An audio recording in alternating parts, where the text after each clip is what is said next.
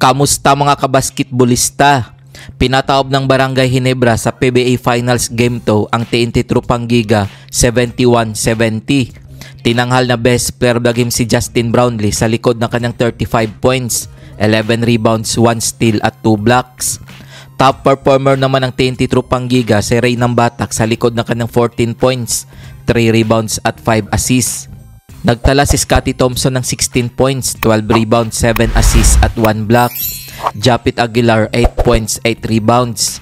Holt 7 points, 4 rebounds, 2 steals. Rosario 2 points, 4 rebounds. Brownlee 35 points, 11 rebounds, 1 steal at 2 blocks. Nag-ambag naman si Ahan Misi ng 2 points, 2 rebounds.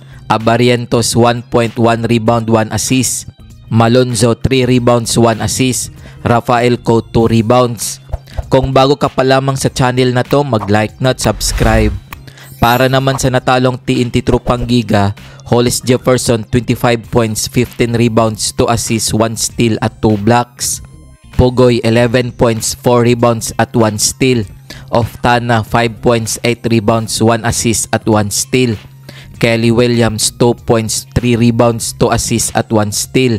Heruela 1 rebound. Nag-ambag naman si Nambatak ng 14 points, 3 rebounds, 5 assists. Eram 6 points, 5 rebounds. Cobonten 4 points, 3 rebounds. Razon 2 points, 1 rebound at 1 block. Aurin 1 point, 3 rebounds, 2 assists. Kung umabot ka dito sa video na to, mag-like na at subscribe.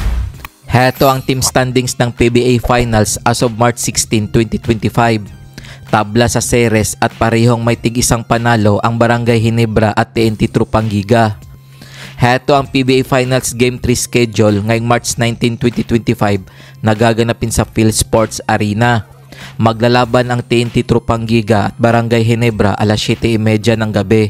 Kung nagustuhan mo ang video na to, mag-like na at subscribe.